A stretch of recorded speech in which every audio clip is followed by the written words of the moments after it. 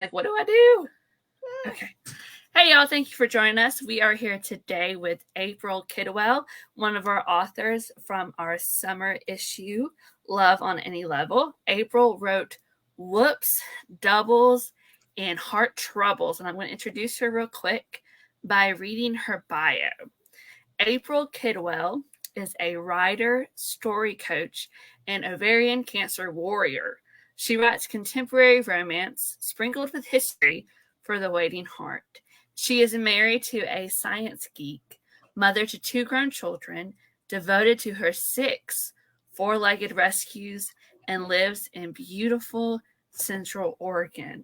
So let's start off, April, by talking about your story in our latest issue. What was the inspiration behind Whoops, Doubles, and Heart Troubles? Well, this issue was about love on any level, right? So that's the title, the overarching title. And I wanted to do something a little different. I started brainstorming with friends and family, and they said, "What if it's a small time bookstore and a big time corporate?" I'm like, so done.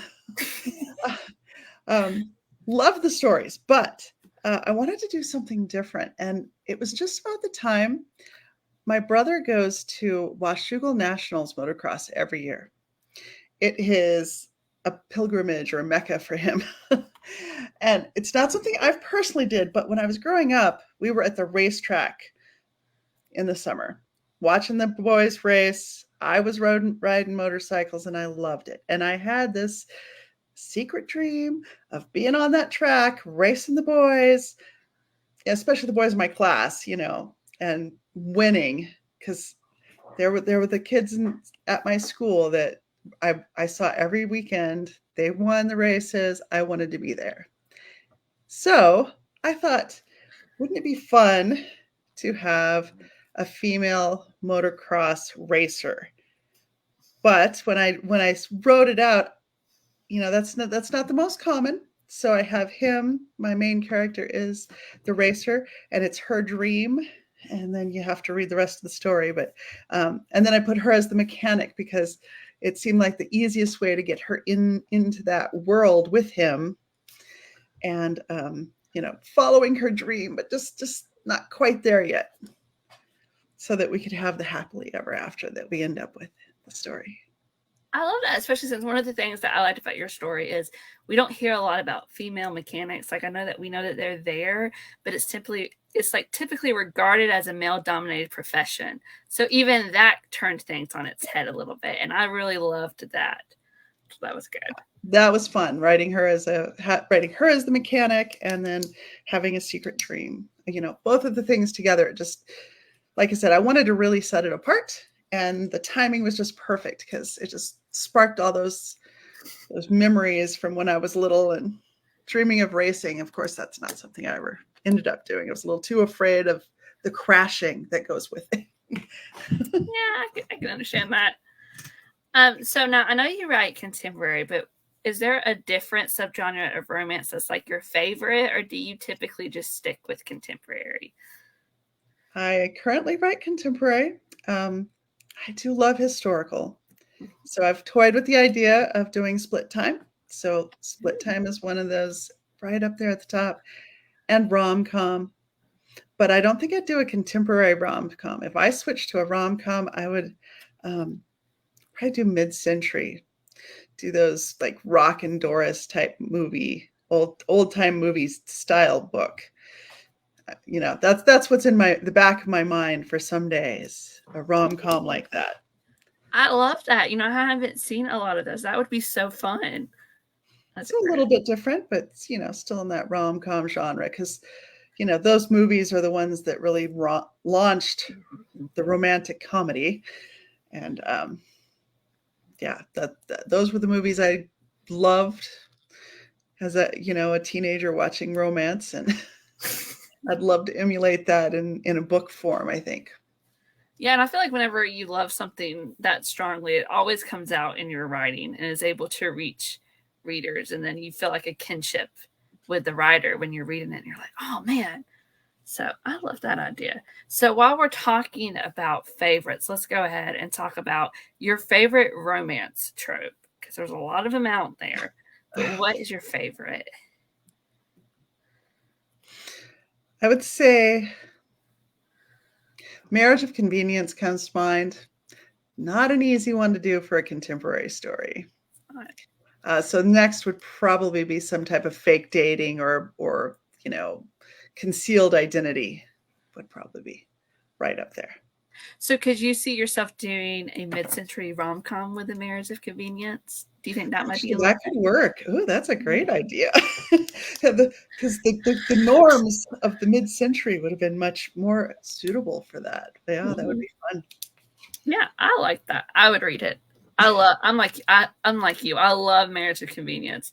Works great for when I write historicals. But contemporary is a lot harder. It's hard to get a good, set up all those reasons to make it believable and sustainable for us for a novel. Yes, exactly. Especially since our ideas of marriage these days are a little bit different than they used to be. Yeah. So on the subject of romance, let's talk about some sweet romances that you've enjoyed. Are there any that just like stick in your mind and you really enjoy them and you're like, man, I wish I could write a book like this? Probably the top of my list is, for this year anyway, was Nicole Deese's All That Really Matters. Ooh. That one was just a wonderfully structured book. The language, the story, I just fell in love with that one. And I might have mentioned this one before, but Tammy L. Gray has a series, and it's slipping my mind. Darn it. Is it the one with like Love and A Little White Lie? Yeah. And some other ones? Book 2 is my favorite. It's just it has all the dogs, and the dogs are my thing. Obviously, we have 6 four-legged animals in our house right now, or 6 rescues.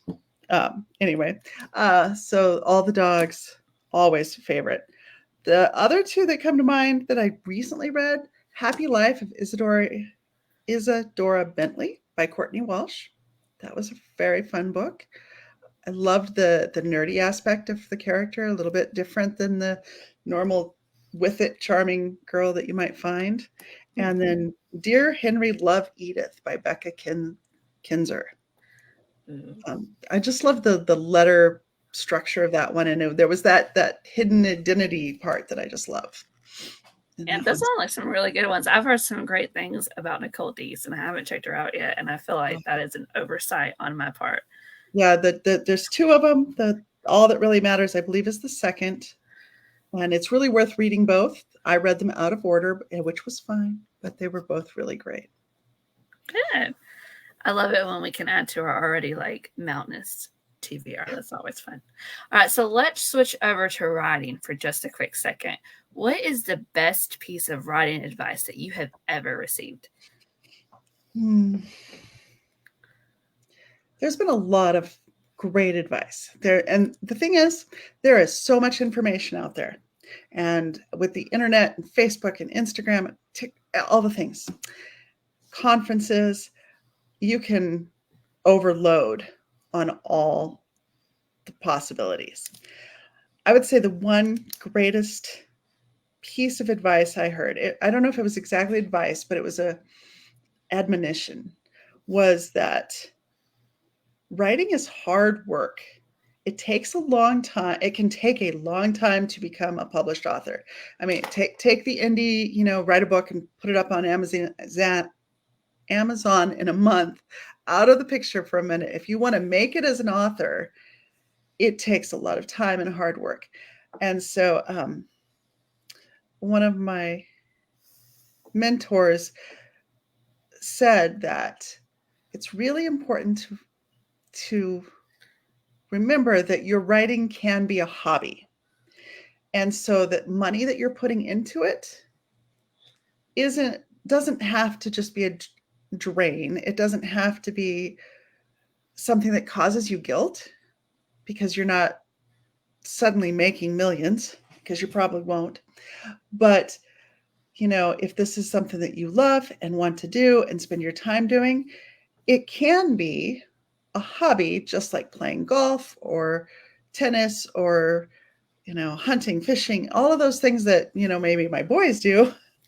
My thing is reading and writing, and it's okay to have that as a hobby, even though, I wanted to and am pursuing that as a full-time career.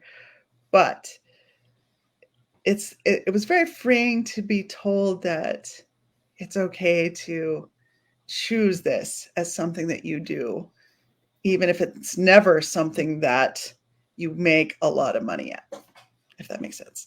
Yes, it does. That's actually kind of encouraging that it's okay for you to spend all this time and some money on it if it's worthwhile to you. Yeah. You got to balance everything, but yeah. We won't get into all the things, but it is very freeing to know that, you have a right to choose something that you love and still pursue that. Yeah. Because why would we do this if we didn't love it? Because like you said, it is hard work. There's a lot of hard work and a lot of times where you have to put yourself out there where you might not choose to do so. Mm-hmm. All right. So now you mentioned that there are a lot of great conferences and stuff out there. So tell us a resource, like a craft book or a podcast or a blog, something that you found lately that you would recommend to someone who decided, like, hey, I would like to be a writer and I would like to know more. I would say that I have found the most support, encouragement, and education from two places. Conferences are great, especially if you can go in person, meet people, do the classes. But as someone who's, shy, reserved, introverted as many authors are, it can be very hard in those one-day conferences to meet and connect with people.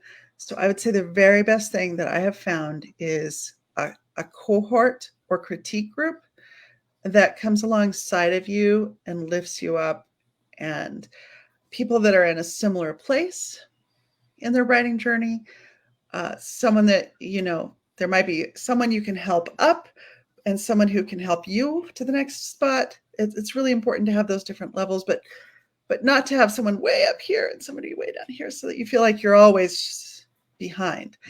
So a cohort critique group, the two that I love is Jenny Weitrup's Fiction Crafters cohort and Kathy Lipp's Red House Collective. And in both places, the Red House, there's constant monthly instruction and training. And then you have opportunities to do those small group things. That one is a huge commitment. So if you can't do that, the Writing at the Red House is her free group. Still a great group with a lot of training. And then Jenny Weitrup's Fiction Crafters cohort, same kind of thing. There's the coaching, there's the friendship building, the critique groups, places where you can belong in a small group, as well as the support and help that you need. And when you have a question, you can say, hey, I have this question. Is anybody, where can I turn? Because one of the hardest parts about being a writer is not knowing what you don't know and who to ask about those things when they do come up. So. Yeah, I have to say one of the best things, I agree with you, one of the best things in writing is when you find that community of people that you can go to and y'all can share, because everyone has like a different knowledge set and everyone has like a different perspective of things, and that can be immensely helpful. Yes. All right, now you have a new release coming up, so tell us about your High Desert Romance novella collection. Okay, I'm very excited. I have 2 novellas that are available online, ebooks. Next Christmas. It's very Hallmark, happy, light-hearted holiday romance, because it's not just a Christmas novel. I tell people it happens over the course of a year, and I think it's lots of fun. The second one is A Love for All Seasons. Again, it happens over the course of a year, and instead of holidays, it happens at a bunch of different weddings. And so ebooks, novellas, they're very short. So I put them together into a print book, and it is High Desert Romance, combining the two because they both stories take place in the high desert of Oregon. all over the place. So you get to see little snippets of the terrain and all the different settings and the beauty of Central Oregon, as well as two different couples falling in love. They are connected. The first story is Jenny Spencer and Ben Rutherford, and the second book is Jenny's best friend Claire, who is very against weddings and having to do all these weddings. Anyway, so there's a connection. So you read one, you finish one, you get to go on to the next, find out a little bit more. And so the print book comes out November 15th, should be available. And if you just can't wait, the ebooks are available now. Or if you don't do print, but some people, I know, this way I have both options available, and I'm very excited about that. Yeah, that is very exciting. Now, I know sometimes like we can forget as time goes on, but do you remember like where you got these story ideas from for these two novellas? For next Christmas, I was actually beta reading for another author, and there was a phrase or something in the story, and just the question popped up: what would happen if the heroine decided she was going to get married by next Christmas? And then I took a trope. I enjoy the friends to lovers trope. So I took two best friends, and you often see, he's in love with her, I made them both in love with each other, but they haven't told each other yet. So I use that trope to, so it was just a series of things. Started with the phrase, the question, and honestly, I had the title first. I was like, next Christmas, and she wants to be married. And so that was where that one came from. In A Love for All Seasons, Claire had appeared in the previous book, and I had realized she was very much a man-hater, or at least very bitter. She had her heart broken, and she struggles with chronic illness. She suffers pain. She has to be very careful being outdoors, all of these things. And on the night before her wedding, her fiance broke up with her, saying that he just couldn't handle it. It's just like, you're going to be too much trouble in the long run. So she is against happy endings. And so she meets up with Tucker Grady, who is, even though he's not had a lot of success in love, he believes in happy endings. And he wants to make her smile. So the story is them, that one's more of it's almost enemies to lovers, but it's a novella. It moves pretty quickly. they have to get over that pretty quickly. But the story itself takes place over a course of a year. So you can forgive that quickness a little bit. I made a mistake. I should have gotten these covers because apparently they're really pretty, and I should have had them where I could have pulled them up on here. And that was an oversight on my part. So now I'm going to have to go look at it to see what it looks like. Now, where is the best place for readers to be able to connect with you? Is it your newsletter, or are you more active on like a social media network? Where is the best place where readers can find you? I do have a newsletter, and if they sign up for my newsletter, they get another flash fiction piece. So that is a great way to connect with me. I send out a newsletter about every 6 weeks. But Facebook, Instagram, and TikTok, you can find me at April Kidwell Author. Should be my handle on all of those. Okay. So do you have anything in the pipeline after your novella collection releases? Are you working on anything, or am I putting you on the spot? No, that's fine. I actually have a novella collection coming out next Christmas. Ooh. So I'm working on that, and I'm working on a historical for that one, which is a little bit of a departure for where I've been. And then I have a little bit longer story, so not quite a novella. It's a short novel that I will probably be publishing myself next spring or summer. That is also a high desert romance, but it's a full-length novel. and it is a stranded together trope. Ooh. And they definitely are. She is definitely enemies to lovers in this case, because he did some he made her mad once upon a time, and she's not letting it go. That sounds great. So, will you meet these characters in the other High Desert collection novellas? No, not in this case, but Okay. I have another one novella coming up that may connect these characters Gotcha. to those characters. It's more that is more about the setting. Setting. Gotcha. All right.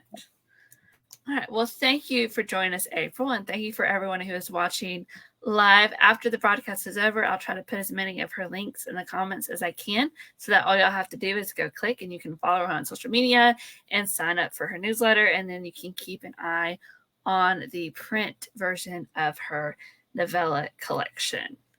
All right. So, everyone, I hope y'all have a great night. I hope y'all read a lot and you take advantage of this extra hour in some capacity tonight, because it'll be a year before we see it again. Y'all have a wonderful weekend.